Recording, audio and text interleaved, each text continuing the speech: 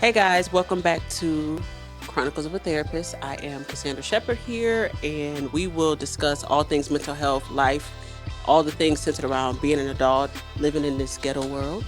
And today I'm so happy because I have someone near and dear to me, my sister friend. I call her sis, but you can call her Tiffany. She's the CEO of Able Hearts and Hands. Tell us a little bit about what Able Hearts and Hands is. So I am one of three owners of Able Hearts and Hands. We are a group home agency. We provide housing to the developmentally disabled. What made you, just to kind of, so I know people know why I brought you on, outside Okay. of you being family, um, what made you start this company and when was it started? We have been established since May of 22. Um, the desire to cultivate the business came from the fact that mental health was all through the family. Special needs is also in the family as well.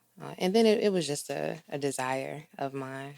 Yeah. So, as well as she's my sister, she's also my boss, which is kind of weird. This is a new dynamic for us, because I am older. Relax. But I wanted to bring her because we have so many. This is another person in my life who we have great conversations, and so a lot of times when we have our random, long, hour-long conversations, we say, "Man, somebody should record this." So I invited her just to kind of welcome really y'all into our world as we talk about mental health all the time, not just because of the business and because of what I do, but it is a part of our life, our family, the world. So something that we actually were talking about earlier was we were talking about how the presence of people's trauma and their trauma responses affects how they their job, how they relate in families. And we were just talking about how, and you could talk about this as a business owner and even as a newer business owner, like how people affect your business. And that's in the large capacity of clients, their guardians, staff. Like that's Mm, like how do you see that playing out as far as mental healf and stuff? I know I that just dived is in. I so did. loaded. Um, That's why. So we can talk okay. about it. So first of all, the company services people. Right. Those people are attached to people, and those people that our individuals are attached to have a multitude of personalities and desires and requests and demands. So that's one area. Another, I guess, would just be the intermingling of different staff. You Right. know, staff, they all have different needs, different learning styles, different ways that they receive um, constructive criticism or even instruction. Right. Like you, in leadership, you in executive leadership, you really have to tap in and get to know who you're employed, who you have employed, because um, it's important. It's important when you talk about just producing the quality care and results that I require within the agency. So it can be challenging, And I but think I think rewarding at the same time. I think what we've learned just from our own personal experience, even before you started the agency, is we've both had a lot of we've worked places, we've dealt with all kinds of stuff. And so what is or how have you taken all of those experiences even in this population, because she's taught she's another person who just does everything. Like you name it, she can do it. But she just kind of planted with this. So Yeah. like how has that experience or your experiences, I guess, develop that vision or that desire to want to help this community and start a business as a black woman, as you know, people don't know that it's not that many black agencies that do this work. Correct. That's correct. Um, I guess I would say it was just innate in me, like to be of service to people and to that community. I have a nephew that's autistic. My brother, he's autistic. Uh, I've taught special needs children, so it's just something that I think is a part of my purpose here. So that's where the baseline desire came from. Right. Right. How do you think I'm gonna change? How do you think having a family business, how do you see the trauma of our family in different perspective? How does that affect business and how we do business, or does it? It could, but it doesn't, and I won't allow it to. Um, I think I have the ability to draw some pretty fine lines when it comes to professionalism and personal life and relationship. Yeah, boundaries. I think that we are learning, for with this journey, and I think just us as people, the importance of boundaries. And I know earlier we were just talking about how we as a people have displaced loyalty, and so just because you're family, it doesn't mean that you have to deal with anything, whether it's trauma, whether it's getting into arguments or whatever the case may be. And I think now you're seeing how that affects could possibly affect your business. And I know I've seen this in other businesses, small businesses I've worked for. But I think what I want to talk about is how do you manage setting boundaries and having hard conversations? Because I think part of us as a people, we like to latch on and just let stuff ride. Like we just gonna let it ride. We know this person don't know how to talk. Some of us, not, I mean, you don't have to allow it to be so final, right? Like you will have trials and tribulations and the differences of opinions and viewpoints, perspective. That's normal. Right. I think it comes down to the level of maturation of the person. For sure. Like, do you have the capacity for us to be in this tough moment and for us to make it through? Do we have the relationship for us to have this moment professionally and then it not cross over personally? Right. And I think it can be done. Right. It could be a work in progress, but I definitely see us continuing to move forward in a positive light. None of those challenges that were pre-existing to the business will be damning to the business. Sure. Okay. How do you think your own personal experiences with family have, and your own struggles, whatever they may be, how have they allowed you to learn how to set boundaries? Because even as a business owner, that's a big step, because when you become a business owner of such a huge agency, you have to be able to have hard conversations. So how, as you've grown and developed as a person with your own struggles, your own mental health, what has that journey been like for you to be able to get here and say, hey, I got a business now and I got to tell you Right. You know how I feel what? about. It hasn't been the baseline of who I am and where I am when it comes to boundary setting. It's all spiritual. Talk about it. What makes you think, or how did that develop for you spiritually? Like, where did that come from? Because at some point, It it came was from either I was going. brokenness. It came from anger. It came from displaced trauma. It came from all of those negatives, but the transformation that God has had within me honestly has crossed over into every other realm of life, Right. whether it be personal relationship, business, or what have you. But the baseline of it all is absolutely spiritual. And how did you get to your spiritual awakening? Where you think that a lot of people talk about having a moment, or like, so for you, was it a one moment, or has it been a journey, like your spiritual? My walk with God. That Oh, has changed your trauma? Because what I'm hearing is the reality that all these things have happened, because all right. of us have a level of trauma and experiences, but it takes a level of braveness to say, I need to do something different, because I can conform and just have these bad habits and just operate and live how I live. So for you, what was the thing that was like, okay, it's not working anymore. This does not work. Like a breaking point. Yeah. I've had several. I guess the first would be my mental health diagnosis. I was diagnosed manic depressive at 24. So, not knowing what that meant or what that looked like for me as a mom, I was a young mom too. Right. Not knowing what that meant, not knowing what that would look like, and not knowing that that had a great deal of controlling the potential to control the trajectory of my life. Right. That was the first breaking point for me. Right. And how old was I was gonna say her name, but how old was she when how Uh, old was she when you were 20? I don't want to do the math. do it. Do the math. I mean, was she, let me think. She I was young don't. enough to not know what was happening. I'm like, I don't know how old she. Like, here's the thing. Like, she's very mature, so I don't be knowing She's how old she 19 is. now. I'm 37. So she was like 9, Mm-hmm. something like 8. that, 8 or 9. She was 8.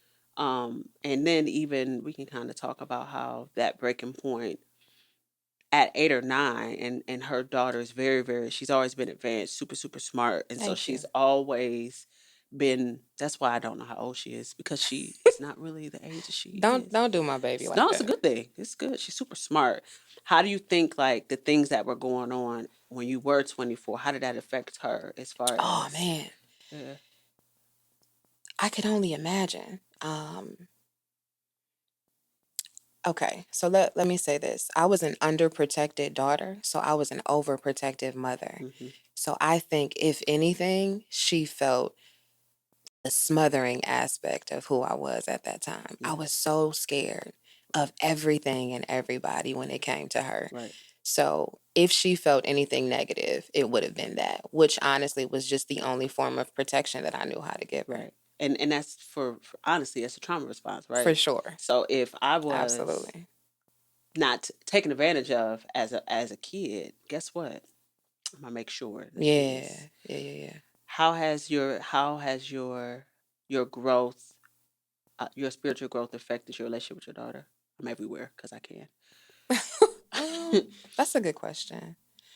Um, I think my baby didn't understand that the journey was going to look different than what she could have thought. Like her childlike perception of what it meant to be raised by a woman of God looked different than what I think I even displayed for her. So for example, I did what I knew how to do. Right. I gave her the bits and pieces of God in me that I knew how to. Right. So I think that if anything, she would say that she experienced inconsistency, just because. I mean, I'm human. Right.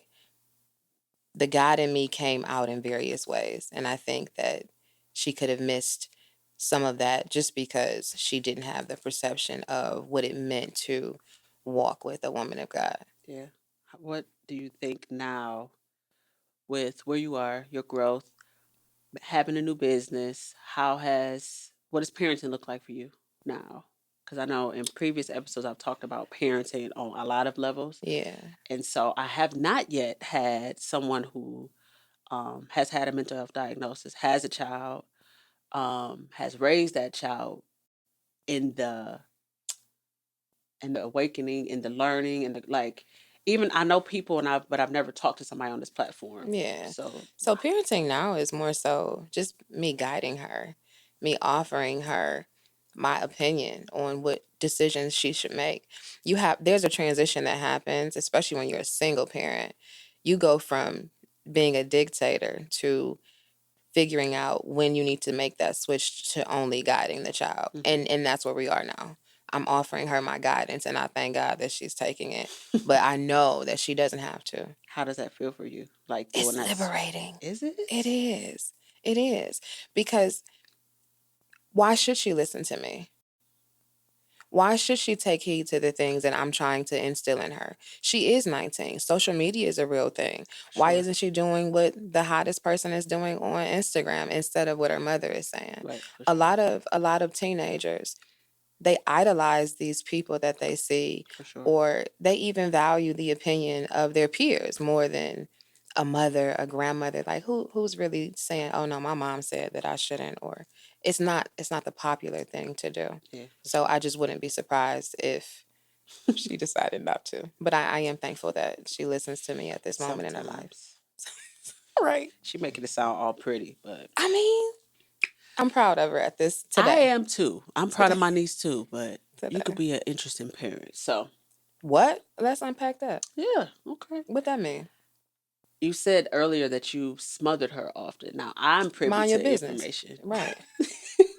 but I'm privy to information. She making it Uh-huh. sound real good. Actually, y'all No, real, come on. We could real tap in. smooth. Because I don't know who you're talking to Yeah, right now. yeah, Yeah, yeah, no, go ahead. absolutely. So thank you. Right. But I know, and I think from my experience, my mother smothered me as well, right? And so growing up from a protective space of of a parent, as of a mom, of a single mom, it does hit differently.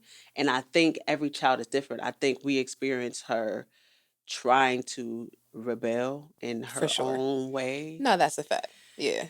which was ridiculous, It but was also, it was normal. it was. Like looking back, like let's talk about the normalities of her behavior. Yeah, I did worse. I had a child at 17. So I'm gonna give her the grace that she deserves because I was worse, honestly. okay. So I understand now what it's like to be a teenager. Yeah, I had to have one and go through that. that that makes sense though. But yeah, Yeah. most of her behaviors were normal. That was normal. Okay, you think so? I mean, in a sense, I do. I think no, but I'm being funny. But I do think that a lot of people who are parents or have parented teenagers don't have that scope to say, Yeah, look at what you was doing at their age. exactly. Like what? What were you really doing? Right. What? Were you stealing cars? Is that what you was doing? So you mad because you came home at 1, Right. but you was stealing cars. What? Right. But see, So that takes a level of self-awareness that not everyone has. that's true. And I think that is the biggest, I've definitely seen her, Tiffany, grow in her parents and being able to say, like, because she was. I remember when they first came in my life, I think she was All right, now be careful. 5 or 6. I think she was 5 or 6, but she was at the age where you don't need to be in beads and braids. She wanted to keep my niece in beads and braids till she was almost She was 13. a baby. I swear. Listen, she still is. No. And so even like that's a crazy example, but it was stuff like that I was seeing. I would be like, "You got sis, you got to chill. Like I don't know if you I have to." appreciate that. I I don't appreciate Why? it. Mm-mm. It's true. She That's was a baby. not at 13, 12, and I remember so, and I wanted. First of all, with the bead, she was 8. Was she 8? Yes, No, but I think you try to push it to like 9 or 10 because I I might have. I I might remember have. a conversation. I That's remember fine. her saying to me, I'll be she accountable. said, All right. she Yeah. said, Auntie, can you tell my mom to stop putting beads in my hair? I said, baby, I'm gonna work on it. Let me talk to her because she's ridiculous. So yeah, but I will say I have definitely seen, and even what was that, a couple weeks ago, we all were sitting and I was just listening to her talking. I was like, this is the same teenager. I had to come get your mama because she was about to come get with you because you was doing ridiculous things. Yes, sir. So I will say this to people who are parents and who are listening, like if you do the work, and I think the difference is, and I experienced this too, even though my mom was super smothering and protective, it was done with love. It wasn't in a Absolutely. way that was um like Bates Motel weird, like Yeah. creepy, but it was done in a way where I want to protect you enough and I want to give you all the things that you need so that you can, develop and grow. And I think a Absolutely. lot of parents struggle with like what is that sweet spot? Like you can be protective, and I think part of, even in this generation, we talk about this too, like this generation is very different. Like they don't know how to play outside. They gotta have their phones all the time. Like, and so even me, my current experience with people and their kids is like, y'all don't know how to go outside? Like y'all just not gonna go outside at all. Like y'all just gotta be Yeah.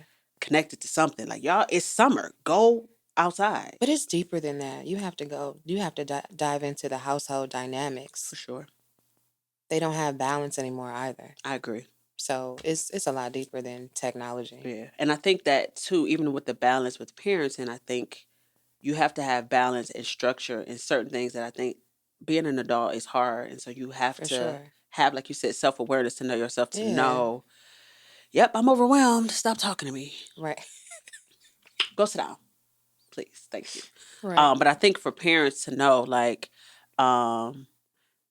parents to know that you have to, one, have a village. I think one thing that is very, very obvious in our family, even with business or whatever, we're definitely a village. For sure. And so even with you raising her over the years and seeing different stages and just different things, how do you feel that village piece helped you raise her, help you? It's paramount.